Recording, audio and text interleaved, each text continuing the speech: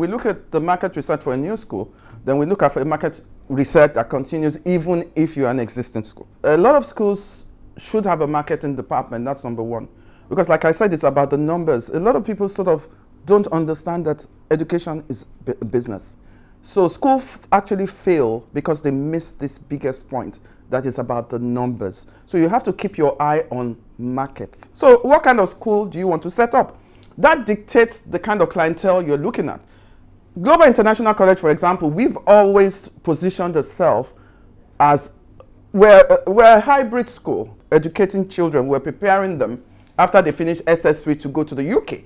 So automatically, the clientele we're looking at were very high income clientele who could afford to take their children to the UK or to the US. And then look at the facilities. The way I look at it, though, is for us, at least in global, we position ourselves a little bit like middle income.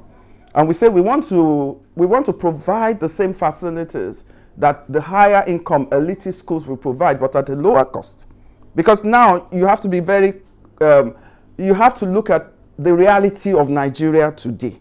So when you are doing your market research, it is not the reality 10 years ago when parents were sending their kids abroad and paying £45,000. They cannot afford it. A lot of people cannot afford it anymore. So those are the kind of things you look at. And you look at what competition is giving, what are they offering, how much are the fees that they are paying, what services, do they have a bus that takes the children from the home? Most parents complain and say, look, we cannot come in the Lagos traffic. Can you get a bus service? So what are the facilities that they are looking at? So we look at that, we research that.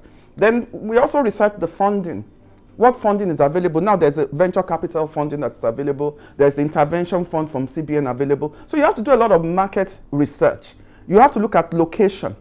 Schools should not be so deep inside that nobody knows where you are. At the same time, you don't have to be on the road if it's expensive, but you have to look at your promotion. And when you have put all those things together, then you can now sort of have a feasibility report. And the feasibility report just tells you that, yes, this business is feasible. Yes, if you do this business in this location, you will do well, you will break even. There was a time we did a survey of what Nigerian parents wanted. We were consulting for a school, and we wanted to know whether the school would do well in that area. And the biggest one was discipline. Nigerian parents are looking at discipline. And the second one that they will look at is that, academic. Does the school have good results? So those are the kind of things that they're looking at. Then they'll look at fees. They'll look at the faculty. They'll look at infrastructure, very important. Parents will come to a school and say, where are they going to play?